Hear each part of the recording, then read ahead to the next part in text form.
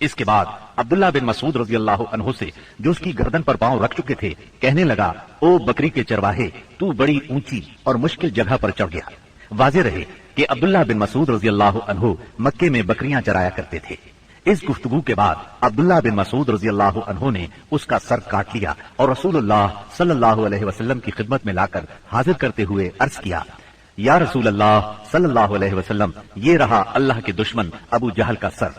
آپ نے 3 بار فرمایا، واقعی اس اللہ کی قسم جس کے سوا کوئی معبود نہیں۔ اس کے بعد فرمایا، اللہ اکبر، الحمد للہ الذی صدق وعدہ ونصر عبدہ وہزم الاحزاب وحدہ۔ اللہ اکبر، تمام حمد اللہ کے لیے ہے جس نے اپنا وعدہ سچ کر دکھایا، اپنے بندے کی مدد فرمائی اور تنہا سارے گروہوں کو شکست دی۔ پھر فرمایا، چلو مجھے اس کی لاش دکھاؤ۔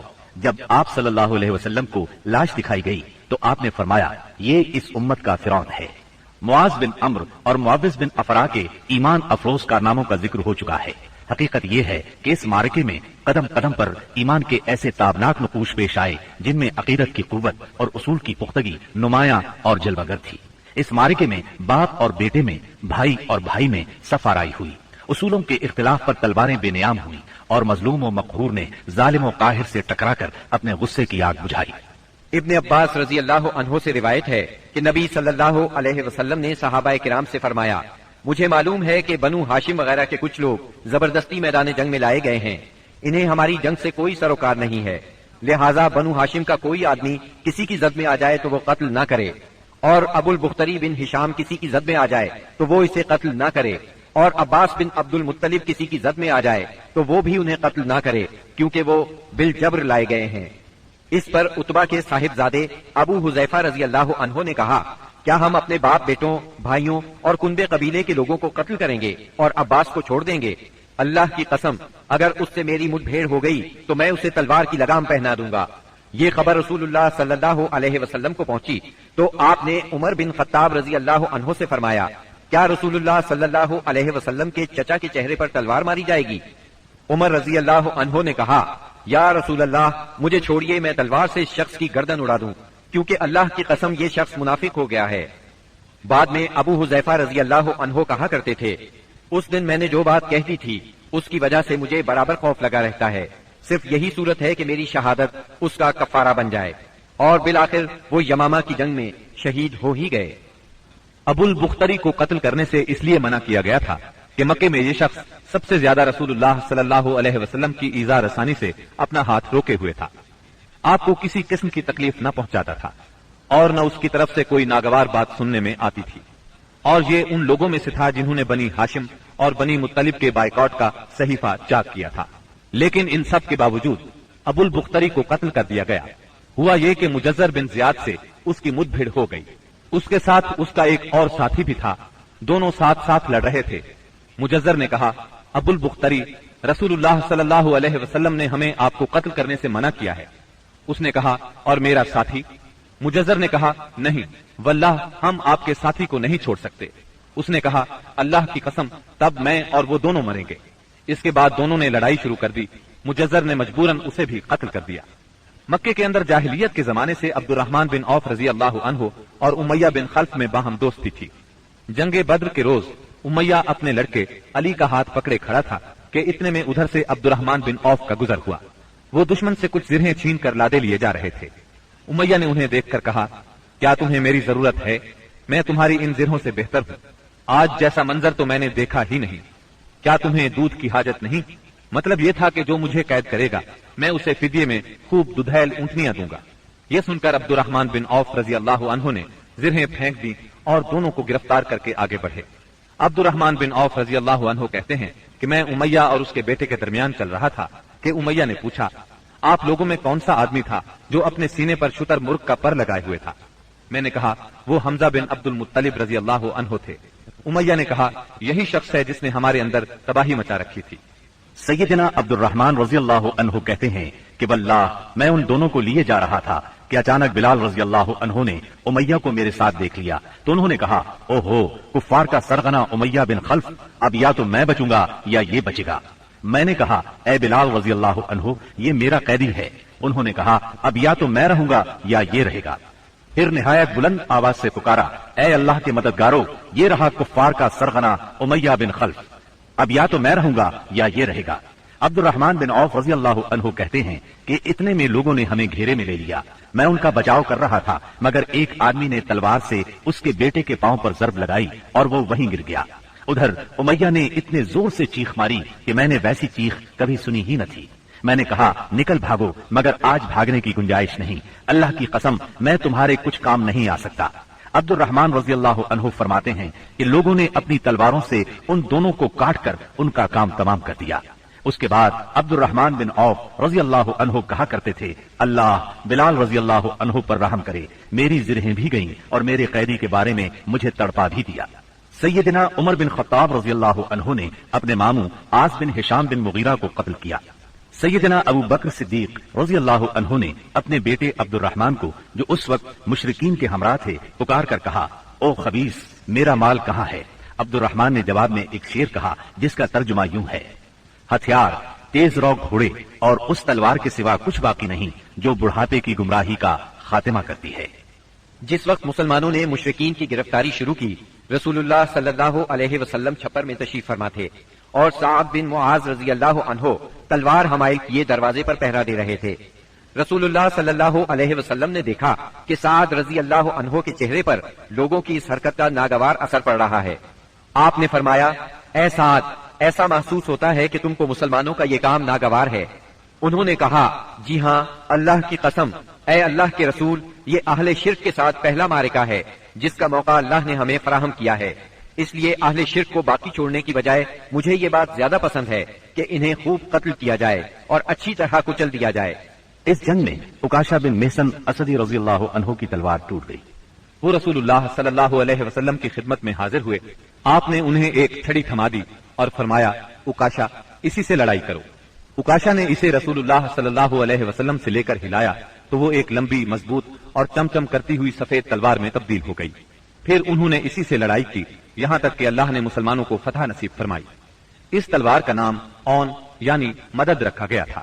یہ تلوار مستقلاً عکاشہ رضی اللہ عنہ کے پاس رہی اور وہ اسی کو لڑائیوں میں استعمال کرتے رہے، یہاں تک کہ دور صدیقی میں مرتدین کے خلاف جنگ کرتے ہوئے شہید ہو گئے۔ اس وقت بھی یہ تلوار ان کے پاس ہی تھی۔ خاتمہ جنگ کے بعد مصعب بن عمیر ابدری رضی اللہ عنہ اپنے بھائی ابو عزیز عمیر ابدری کے پاس سے گزرے۔ ابو عزیز نے مسلمانوں کے خلاف جنگ لڑی تھی اور اس وقت ایک انصاری صحابی اس کا ہاتھ باندھ رہے تھے۔ مصعب نے اس انصاری سے کہا اس شخص کے ذریعے اپنے ہاتھ مضبوط کرنا، اس کی ماں بڑی مالدار ہے، وہ غالباً تمہیں اچھا فدیہ دے گی۔ اس پر ابو عزیز نے اپنے بھائی مصعب رضی اللہ عنہ سے کہا کیا میرے بارے میں تمہاری یہی وصیت ہے؟ مصعب رضی اللہ عنہ نے فرمایا ہاں، تمہاری بجائے یہ انصاری میرا بھائی ہے۔ جب مشرکین کی لاشوں کو کنویں میں ڈالنے کا حکم دیا گیا اور عتبہ بن ربیعہ کو کنویں کی طرف گھسیٹ کر لے جایا جانے لگا تو رسول اللہ صلی اللہ علیہ وسلم نے اس کے صاحبزادے ابو حذیفہ رضی اللہ عنہ کے چہرے پر نظر ڈالی، دیکھا تو غمزدہ تھے، چہرہ بدلا ہوا تھا۔ آپ صلی اللہ علیہ وسلم نے فرمایا ابو حذیفہ غالباً اپنے والد کے سلسلے میں تمہارے دل کے اندر کچھ احساسات ہیں۔ انہوں نے کہا نہیں واللہ یا رسول اللہ، میرے اندر میرے باپ کے بارے میں اور ان کے قتل کے بارے میں ذرا بھی لرزش نہیں، البتہ میں اپنے باپ کے متعلق جانتا تھا کہ ان میں سوجھ بوجھ ہے، دور اندیشی اور فضل و کمال ہے، اس لیے میں آس لگائے بیٹھا تھا کہ یہ خوبیاں انہیں اسلام تک پہنچا دیں گی، لیکن اب ان کا انجام دیکھ کر اور اپنی توقع کے خلاف کفر پر ان کا خاتمہ دیکھ کر مجھے افسوس ہے۔ اس پر رسول اللہ صلی اللہ علیہ وسلم نے سیدنا ابو حذیفہ رضی اللہ عنہ کے حق میں دعائے خیر فرمائی اور ان سے بھلی بات کہی۔ آخرکار اسلام نے کفر پر فتح پائی۔ اس غزوہ بدر میں قریش کا سردار ابو جہل بھی مارا گیا۔ یہ وہی ابو جہل تھا جس نے نبی کریم صلی اللہ علیہ وسلم اور مسلمانوں پر ظلم و ستم کے پہاڑ توڑے تھے۔ 70 کافر موت کے گھاٹ اترے، 70 ہی گرفتار ہوئے، باقی دم دبا کر بھاگ نکلے۔ مسلمانوں میں صرف 14 شہید ہوئے، ان میں 6 مہاجر اور 8 انصاری تھے۔ اس جنگ نے اسلام کے دشمنوں کی طاقت کا جنازہ نکال دیا، ان کا بھرم کھل گیا اور ان کا غرور خاک میں مل گیا۔ جب رسول اللہ صلی اللہ علیہ وسلم مدینہ پہنچ چکے تو آپ نے قیدیوں کے بارے میں مشورہ کیا۔ سیدنا ابو بکر نے فدیہ لینے کی رائے دی، جبکہ سیدنا عمر کی رائے یہ تھی کہ انہیں قتل کر دیا جائے۔ انہوں نے فرمایا میرا قریبی میرے حوالے کریں اور میں اسے قتل کروں۔ عقیل بن ابی طالب سیدنا علی کے حوالے کریں، وہ اس کی گردن کو اڑائیں، یہاں تک کہ اللہ کو معلوم ہو جائے کہ ہمارے دلوں میں مشرکین کے لیے کوئی نرم گوشہ نہیں ہے، اور یہ حضرات مشرکین کے ائمہ اور قائدین ہیں۔ رسول اللہ صلی اللہ علیہ وسلم نے فدیہ لینا طے کیا۔ یہ فدیہ 4000 سے 3000 اور کم از کم 1000 درہم تک تھا، اور ان میں سے جو لکھنا پڑھنا جانتے تھے ان کا فدیہ یہ قرار دیا گیا کہ وہ 10 بچوں کو لکھنا پڑھنا سکھا دیں۔ غزوہ بدر میں قریش کے 70 آدمی مارے گئے، ان میں عتبہ اور ابو جہل جیسے رئیس شامل تھے۔ ابو جہل کے بعد قریش کا سردار ابو سفیان کو بنایا گیا، یہ بنو امیہ سے تھے۔ اس طرح بنو امیہ کے وقار میں اضافہ ہو گیا۔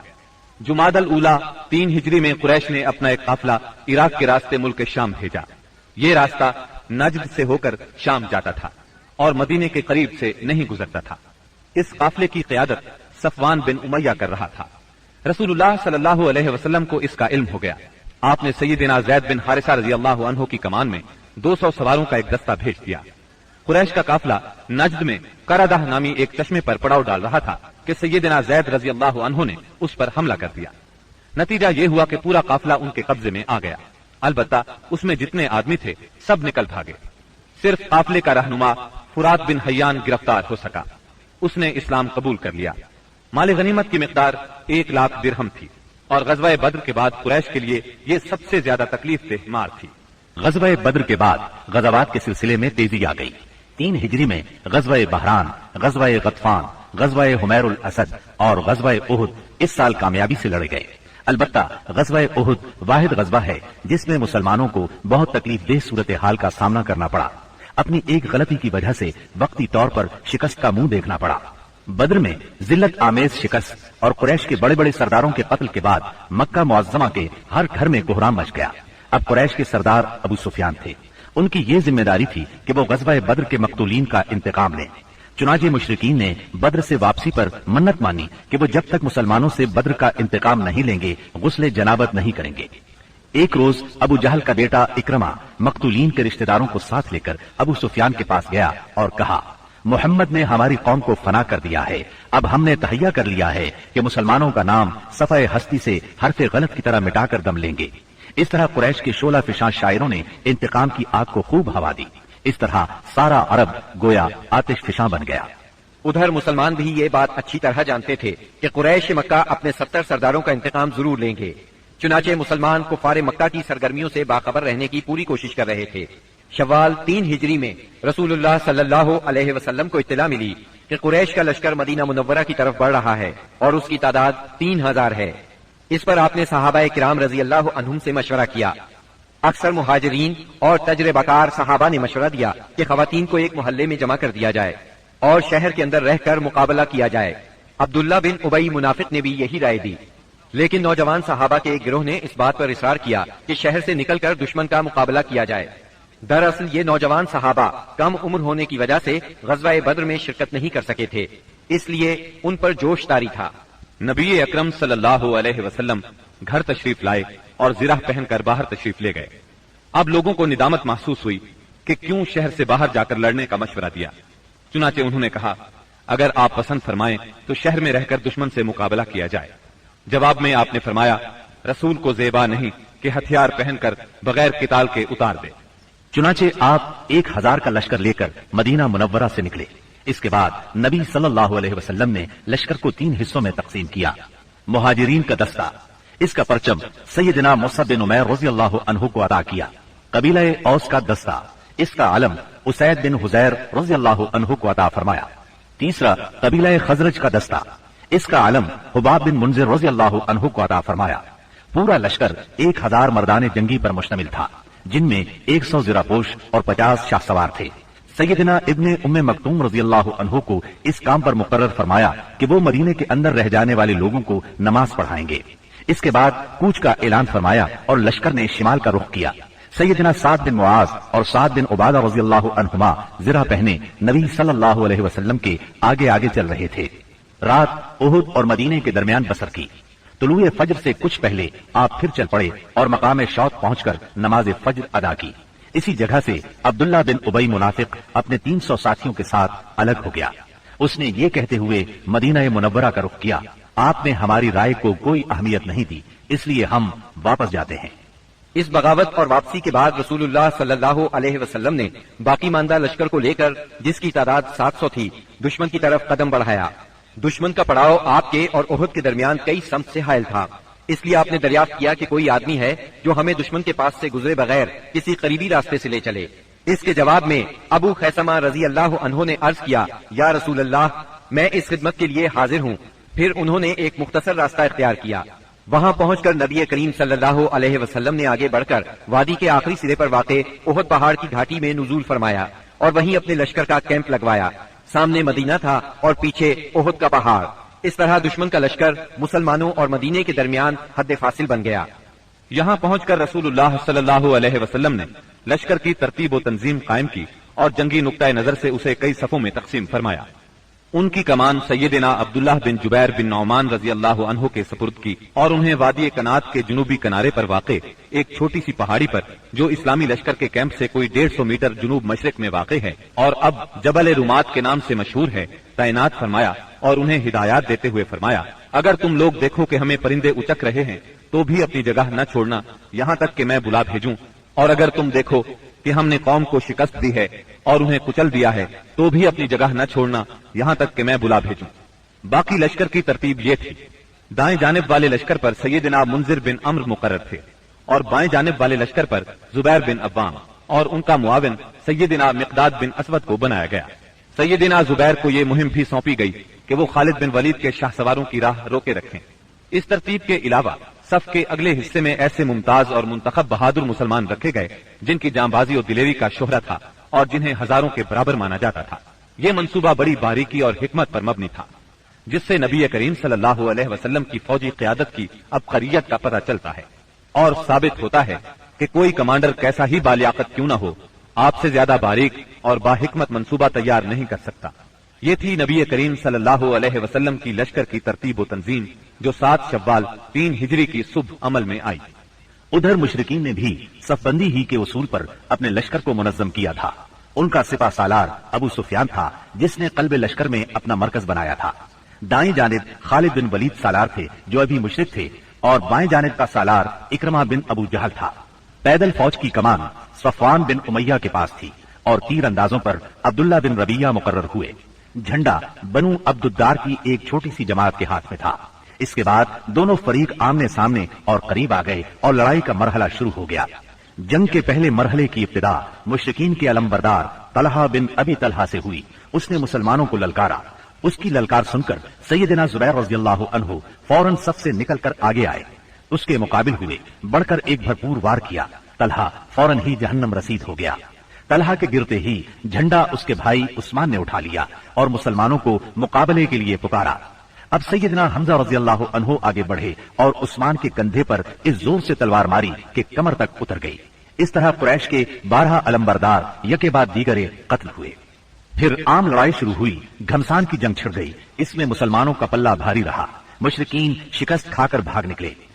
انہیں جوش دلانے والی عورتیں بھی بھاگ کھڑی ہوئی۔ مسلمانوں نے مشرکین کو گھیر لیا، انہیں مارنے لگے، ساتھ ساتھ مال غنیمت لوٹنے لگے۔ ایسے میں درے پر موجود 50 تیر اندازوں سے وہ غلطی ہو گئی جس نے لڑائی کا پانسا پلٹ دیا۔ ہوا یوں کہ نبی اکرم صلی اللہ علیہ وسلم نے ان 50 تیر اندازوں کو یہ ہدایت فرمائی تھی کہ اس درے کو کسی حال میں نہ چھوڑنا، لیکن جب مسلمانوں کو کامیابی ہوئی، کافر بھاگنے لگے اور مسلمان انہیں مارنے کاٹنے کے ساتھ ساتھ مال غنیمت بھی لوٹنے لگے، تو انہوں نے بھی درہ چھوڑ دیا اور مال غنیمت لوٹنے کے لیے دوڑ پڑے۔ تیر اندازوں کے سردار سیدنا عبداللہ بن جبیر رضی اللہ عنہ نے انہیں روکنے کی کوشش کی، لیکن وہ مال غنیمت کی طرف متوجہ ہو گئے۔ قریشی فوج میں خالد بن ولید موجود تھے۔ انہیں اللہ نے غضب کی جنگی مہارت عطا کی تھی۔ انہوں نے اپنی مہارت سے فوراً بھانپ لیا کہ موقع بہت اچھا ہے، مسلمانوں پر اس درے کی طرف سے حملہ کر دینا چاہیے۔ چنانچہ انہوں نے اپنے دستے کو ساتھ لیا اور چکر کاٹ کر درے تک پہنچ گئے۔ وہاں سیدنا عبداللہ بن جبیر رضی اللہ عنہ اور ان کے ساتھیوں کو شہید کر کے یہ لوگ پیچھے کی طرف سے مسلمانوں پر ٹوٹ پڑے۔ اس طرح مسلمان دونوں طرف سے گھیرے میں آ گئے۔ اس طرح 700 مسلمانوں کی فوج اچانک 3000 کے نرغے میں آ گئی۔ زبردست جنگ ہوئی، 70 صحابہ شہید ہو گئے، مسلمان منتشر ہو کر رہ گئے۔ اسلامی فوج کے علمبردار سیدنا مصعب بن عمیر رضی اللہ عنہ کی شکل و صورت رسول اللہ صلی اللہ علیہ وسلم سے بہت ملتی جلتی تھی۔ وہ شہید ہو گئے تو بعض لوگوں نے سمجھا رسول اللہ صلی اللہ علیہ وسلم شہید ہو گئے۔ اس خبر سے اسلامی فوج بد دل ہو گئی، ان میں سراسیمگی پھیل گئی، وہ مایوس ہو گئے، بڑے بڑے بہادروں کی طاقت جواب دے گئی۔ کچھ دیر بعد اتفاق سے کعب بن مالک رضی اللہ عنہ نے رسول اللہ صلی اللہ علیہ وسلم کو دیکھ لیا۔ وہ بلند آواز سے پکارے، مسلمانوں، رسول اللہ صلی اللہ علیہ وسلم زندہ ہے۔ مسلمان اس طرف لپکے اور آپ کو ہلکے میں لے لیا۔ لڑائی کے دوران میں ایک پتھر آپ صلی اللہ علیہ وسلم کی پیشانی مبارک پر لگا، اس سے زرہ کی 2 کڑیاں آپ کی پیشانی میں دھنس گئیں۔ ایک اور پتھر آ کر لگا، اس سے آپ کے 2 دانت شہید ہو گئے۔ مسلمانوں کے پھر پلٹ آنے پر آخر کافروں کو بھاگتے بنی۔ 70 مسلمانوں کی لاشیں خون اور مٹی میں لت پت پڑی تھی۔ کفار نے انتقام کی آگ کو اس طرح ٹھنڈا کیا کہ ان میں سے اکثر کے ناک اور کان کاٹ لیے۔ آپ کے چچا سیدنا حمزہ رضی اللہ عنہ کی ناش کے بھی ناک کان کاٹ ڈالے گئے۔ سرور کائنات صلی اللہ علیہ وسلم نے چچا کی لاش دیکھی تو آپ پیدا ہو گئے، تاہم صبر فرمایا۔ قریش مکہ کے لیے دعا فرمائی، اے اللہ میری قوم کو ہدایت فرما کیونکہ وہ مجھے نہیں جانتے۔ اس کے بعد آپ مسلمان زخمیوں اور شہیدوں کی خبر لینے کے لیے میدان میں تشریف لائے۔ بعض لوگ اس وقت تک بعض شہداء کو مدینے کی طرف لے چلے تھے۔ آپ نے انہیں حکم دیا کہ انہیں ان کی شہادت گاہوں میں واپس لایا جائے اور سارے شہداء کو غسل اور نماز جنازہ کے بغیر ان کے کپڑوں ہی میں دفن کیا جائے۔ آپ نے 2 اور 3 شہیدوں کو ایک ہی قبر میں دفن کیا، اور ایسا بھی ہوا کہ 2 شہیدوں کو ایک ہی کپڑے میں دفن کیا گیا۔ درمیان میں اسخر گھاس ڈال دی گئی۔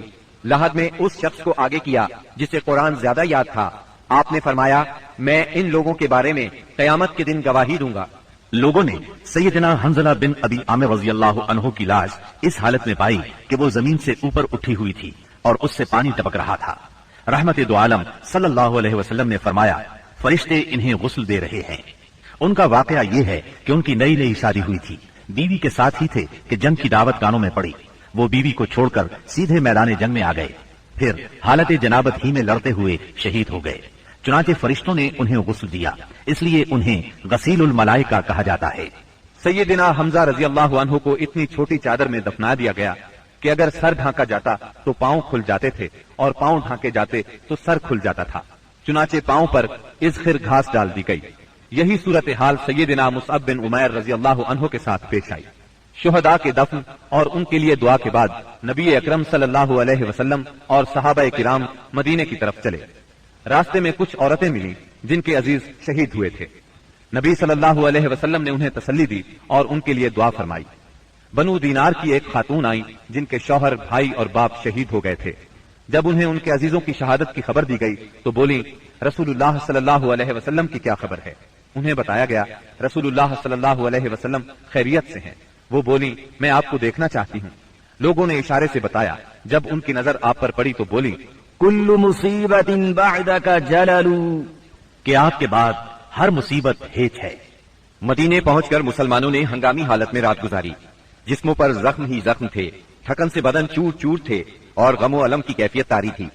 اس کے باوجود وہ مدینے کا پہرا دیتے رہے اور رسول اللہ صلی اللہ علیہ وسلم کی پہرے داری کرتے رہے۔ ادھر رسول اللہ صلی اللہ علیہ وسلم نے محسوس کیا کہ دشمن کی نقل و حرکت پر نظر رکھنا ضروری ہے تاکہ وہ مدینے کا رخ کریں تو ان سے کھلے میدان ہی میں 2 ہاتھ کر لیے جائیں۔ چنانچہ صبح ہوئی تو آپ نے اعلان فرمایا، دشمن سے مقابلے کے لیے چلنا ہے اور صرف وہی آدمی جا سکتا ہے جو احد کی لڑائی میں شریک تھا۔ اس پر لوگوں نے کہا، ہم نے بات سنی اور مانی۔ چنانچہ سب لوگ مدینہ منورہ سے روانہ ہوئے۔ آپ نے 8 میل دور حمراء الاسد کے مقام پر پہنچ کر پڑاؤ ڈالا۔ ادھر مشرکین نے مدینہ منورہ سے 36 میل دور مقام روحا پر پڑاؤ ڈالا اور مدینے پر دوبارہ چڑھائی کرنے کا مشورہ شروع کر دیا۔ انہیں افسوس اس بات کا تھا کہ انہوں نے ایک بہترین موقع کھو دیا۔ ایسے میں معبد بن ابی معبد خزائی آپ کی خدمت میں حاضر ہوا۔ یہ آپ کے خیر خواہوں میں سے تھا۔ حمراء الاسد نے آپ کے سامنے پہنچ کر اس نے احد کے واقعے پر تعزیت کی۔ آپ نے اس سے فرمایا، تم جا کر ابو سفیان سے ملو اور اس کی حوصلہ شکنی کرو۔ معبد روحا پہنچا۔ اس وقت تک مشرکین مدینے کی طرف پلٹ پڑنے کا فیصلہ کر چکے تھے۔ معبد نے انہیں بری طرح ڈرایا، کہنے لگا، محمد ایسی جمعیت لے کر نکلے ہیں کہ میں نے ایسی مثال پہلے نہیں دیکھی۔ وہ سب لوگ تمہارے خلاف غصے سے بھرے ہوئے ہیں، بھڑکے ہوئے ہیں۔ ان پر اس قدر جوش طاری ہے کہ میں نے ایسی مثال پہلے کبھی نہیں دیکھی۔ نیز میرا خیال ہے کہ تم کوچ کرنے سے پہلے اس لشکر کا ہراول دستہ اس ٹیلے کے پیچھے سے نمودار ہوتا ہوا دیکھ لو گے۔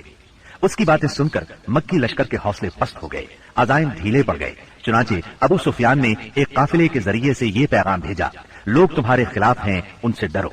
ये पैगाम उन्होंने इसलिए भेजा कि मुसलमान उनकी तरफ न आए और फिर वो अपने लश्कर के साथ फौरी तौर पर मक्के की तरफ चल पड़े।